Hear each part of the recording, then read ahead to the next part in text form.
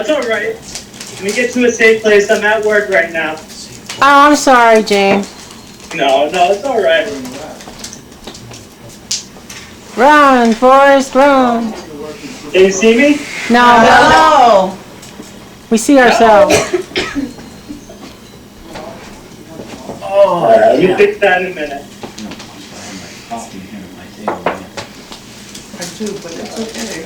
You're not wearing your collar at work, are you? Yeah, I am. How'd you know? Seriously? No. Uh-oh, he fell. He's dead. He's up like 30 stories. You need to call. This is the big drop. The drop. There you are! Told you, Hello? Hi. Fix your hair. Make it pretty. Construction. Yeah. I didn't know that. How you guys doing? Good. You guys having fun so far? So far. So far, so good. Boy, that's enthusiasm. That sounded really good, girls. Yeah.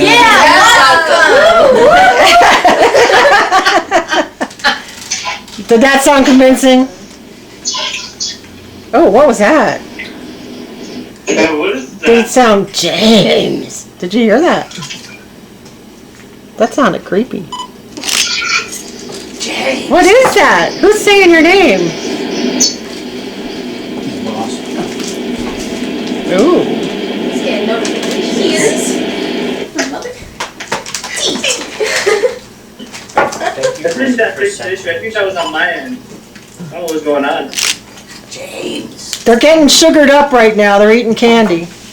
That's fine.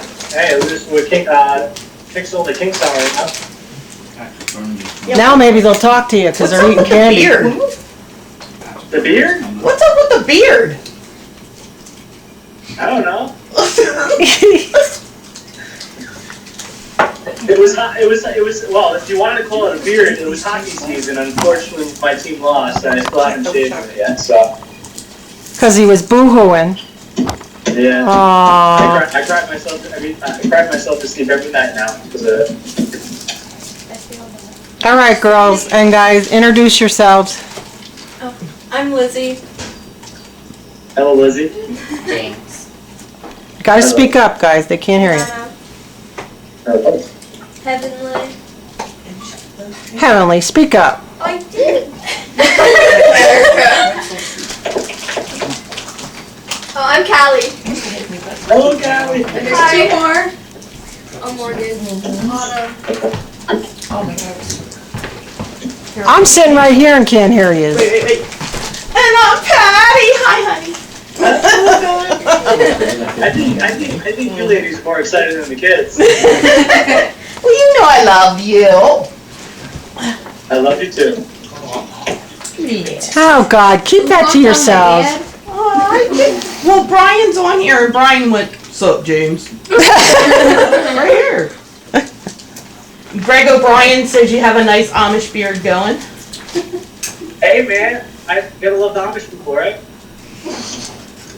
They won't see Okay. it. Go ahead, guys. I don't want to monopolize all this. Go ahead. Oh, James is a demonologist, so there you go. Start asking questions. Woo! Woo! I know him. He has a cool Instagram feed. And I started around having a guitar. I started around 14 years old, so, and I didn't have the opportunity you guys have, so which is great, you know. What does a demonologist do? So a demonologist is a person that gets involved with the case that is not necessarily a regular haunting or residual. It's something of a more severe magnitude. Could be something demonic, could be something negative. It could be a very high-level poltergeist case. And a demonologist basically that there to dissect what has already been presented by the team that has maybe brought forth myself or the clients that have contacted me. And we dissect that case, especially if there's claims of demonic. And we try to look at every avenue. We look at the scientific aspect of it, the medical aspect of it. We bring doctors in, psychologists in. And we try to bring a lot of people involved in different expertise and try to understand what's going on. And then if we feel like there is a true demonic being or something very negative there that needs to be handled by the Catholic Church, I'm also a Catholic deacon, so I'm able to enter those channels as well and maybe get somebody, especially if they are dealing with a demonic possession, I can get them help through an exorcist through the Catholic Church. So that is basically what demonologist is. I'm that mediator between maybe a team or a client and the church. But I also do investigate as well on these locations just to collect my data. Ask him what road he's working on so we can ignore it. He doesn't work on roads. Oh, you don't? He does roads. No, I don't work on roads. I'm also a foreman for one of the largest sheet metal companies in the country. Actually, we produce so much ductwork, which supplies the air that you guys are breathing in right now. So yeah, no, that's my day job. I'm not a demonologist all day, every day. Doesn't pay the bills.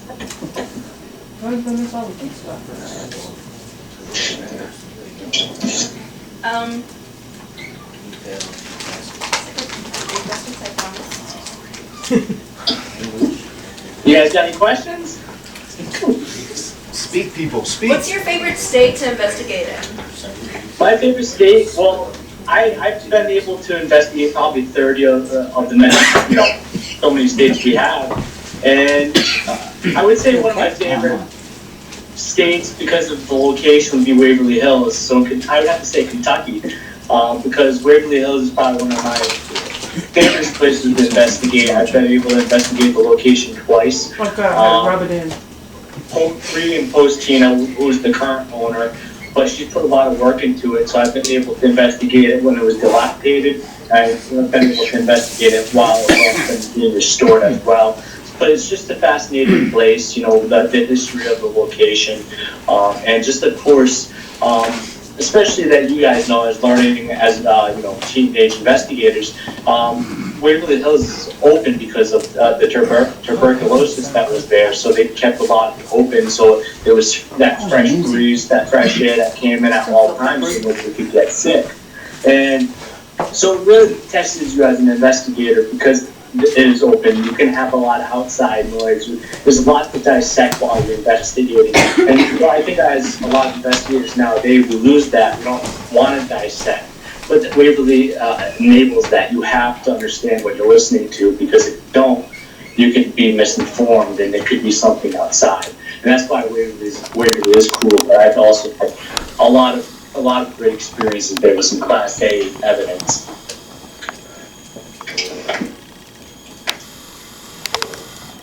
So I met you at Haldeman. What's your favorite room there to investigate?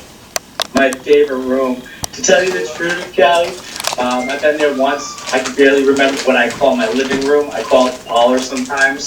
So I couldn't tell you, but that whole place was really cool. It was definitely a neat place. It reminds me a lot of Selma Mansion, which is another one of mine. And it was just a really cool place in general. I really couldn't tell you a specific room, to be honest. What's your least favorite place to investigate? My least favorite place to investigate? That's a good question. Oof. You may have to make me think on that one. I would say, everybody gives me slack, like some slack and kind of some, I get a lot of yelling in my ear, but I think my least favorite place to investigate is Lizzie Borden House in Fall River, Massachusetts. And everybody's like, some people don't understand it, but you don't understand, there really only one death happened there. I think a lot of the times what you get with Lizzie Borden at that house is what people have brought there. So it's my least favorite place. I try not to like overhyped places. A lot of people say Waverly is, but Waverly has that dimension to it. A lot of people died there. There's a lot of history to it compared to the Lizzie Borden House, which is a cool place. It's something that you should check out if you haven't checked out, just to get your own opinion of it. But it's my least favorite place to investigate. It's definitely Lizzie Borden House. We're investigating Selma and Penhurst. Are there any places or people we should ask for or investigate?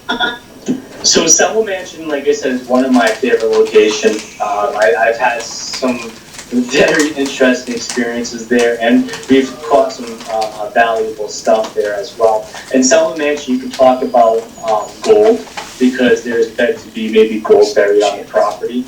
And we've really got some great feedback about that. So maybe ask about the gold that's supposed to be buried on the property, or even was in possession of that of the owner at one point. So, see what you get, especially in the basement, right near where the unit would be, because that is where we were getting very good hits. Penhurst in general, you could ask so many different questions, especially psychological questions, just things to deal with medical aspects. You can try to act like doctors and see if you can get responses in that way.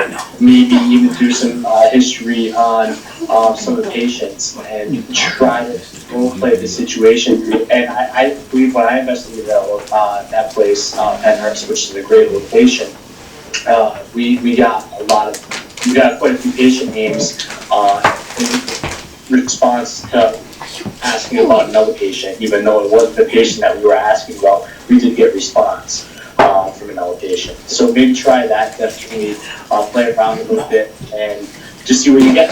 And Penhurst is a great location. It's phenomenal. What is one of the most well-known cases you've worked on? Say that again, sorry. What is one of the most well-known cases you've worked on? I try to keep my cases not very well known. I try to deal with people in a very private way, because I believe when people are going through things that they go through, like possession or attachments, I believe that's an intimate session between myself and that person. I would have to say that one of the most famous cases, and I really want to call it that, I was in a book for it, would probably be the Horsefly Chronicles case, but I won't talk about that. But I think that would probably be more... Oh my God, Joey! Don't worry about it. That was Joey's phone. We're sorry. It's my alarm, actually. Well, I mentioned that I was talking that case, but I worked on a few cases that kind of appeared on my ghost story haunting, and I never made appearances because that wasn't my role to do so. I didn't do that. That was my story to tell the clients. One of the ones that had some involvement was Demon Attack from my Animal Planet haunting back in the day. That would probably be an LA case, but Oh no, you froze. I love his face. it has nothing to do with, of course, the most famous case, but I also was on finding Bigfoot with Little Rhodey as well when they were out here in Rhode Island, which was also an interesting experience.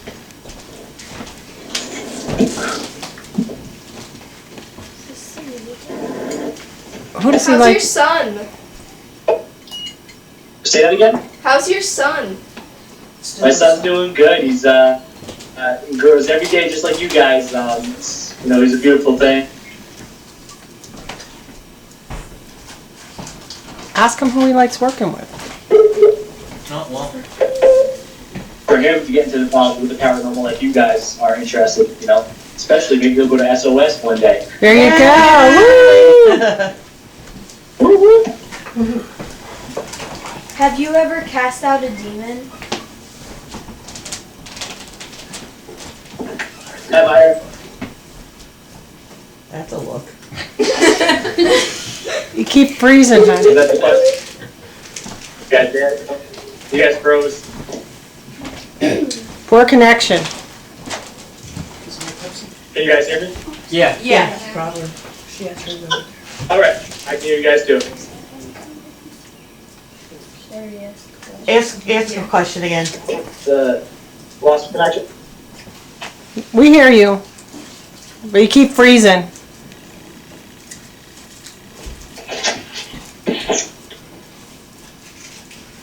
Go ahead, Emily. Ask your question again. Have you ever cast out a demon? You gotta speak louder, Heavenly, really, because he can't hear you. That's it. Say it again. Say it again. Have you ever cast out a demon? I have not performed an exorcism, which would be casting out a demon, but I have performed deliverances upon people, which is and for the role of getting rid of attachment or stopping an oppression in a demonic haunting. But I've never performed an exorcism, which is the expulsion of the demon. So no, I have not. But I have participated in cases of possession, but never an exorcism. Usually, when exorcists get involved, they tend to pick who should be involved. Usually, it's family. Usually, it would be another priest, and then usually I'm out of the equation most of the time. So I've never got rid of the demon, but I have performed deliverances that possession, oppression, attachment. Ask him who he likes working with. Somebody. Who do you like working with? Who do I like working with? Well, I like working with everybody. You know, I don't like to say certain people because I think that the one thing that we lose within ourselves is we try to look at the positives and negatives of everything. But there's a lot of positives in learning from everybody. Even if you don't agree on it, I think you should learn from everybody. It helps you build a foundation of ideas, which is important in this field because it is paranormal, it is unknown, and there is discoveries we still need to make. So I think working with everybody is very important. I do not work with anybody.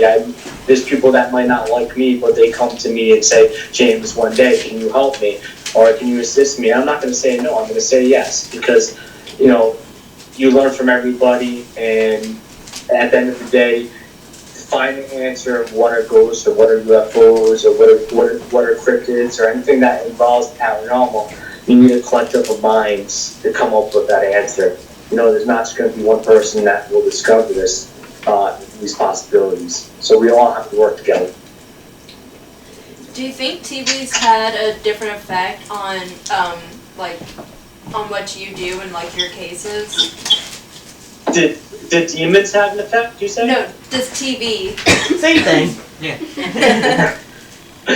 Does TV have an effect? Yeah, it definitely does. You know, a lot of people don't tend to realize, and I'm friends with a lot of these people. I'm friends with the Ross Archies. I'm friends with these people. I've been in the field for going on 15 years, and, you know, I've dealt with a lot of these cases, and I've dealt with a lot of people of many different professions and personas within this field.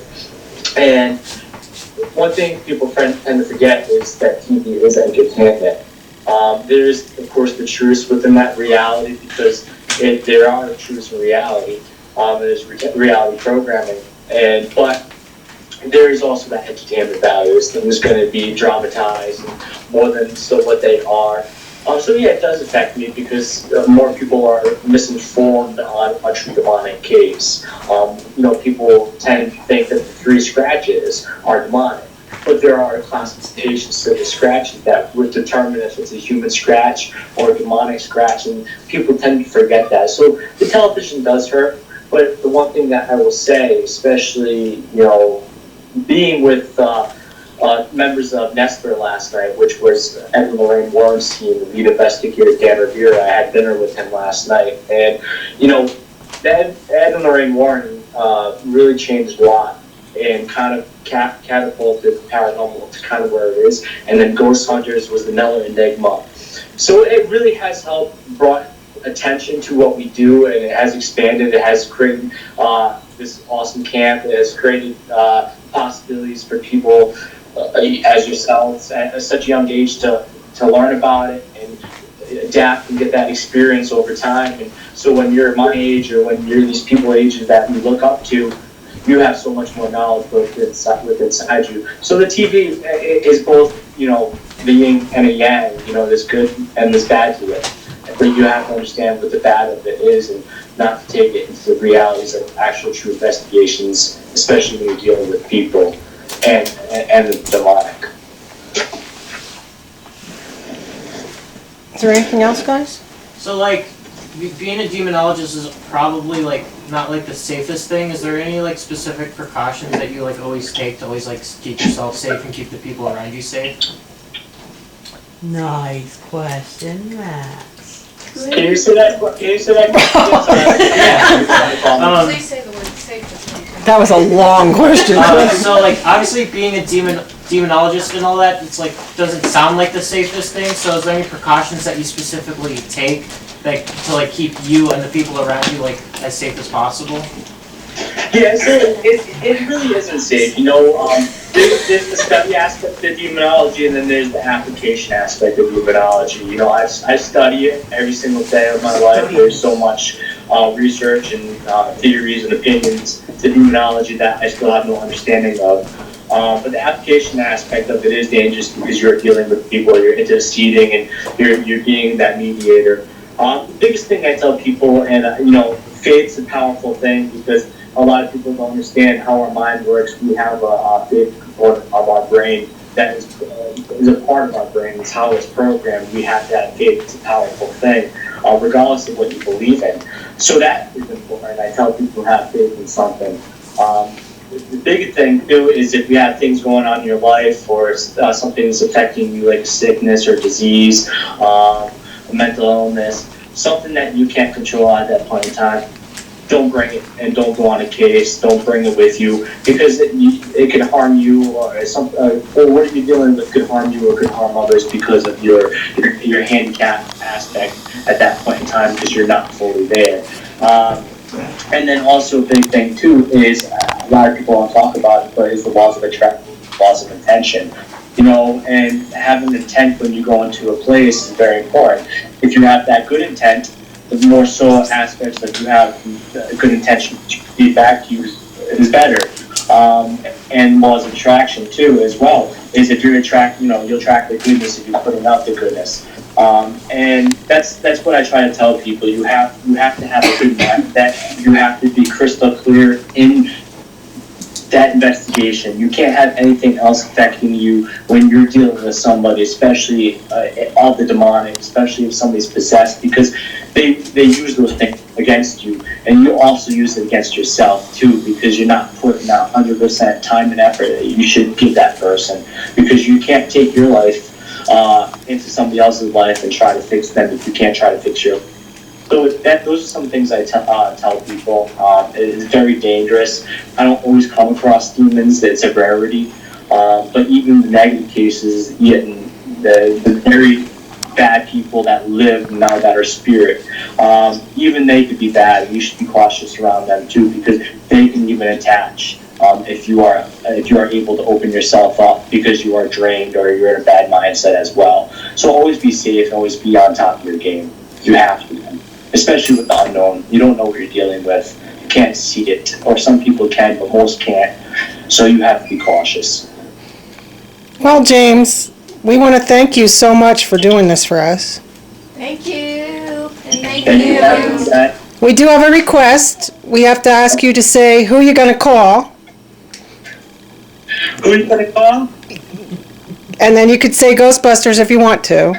Well, you guys have to say. Okay, well, we'll do it again. You guys say Ghostbusters. All right, do it again. Right? Who are you going to call? Ghostbusters. All right. All right, guys.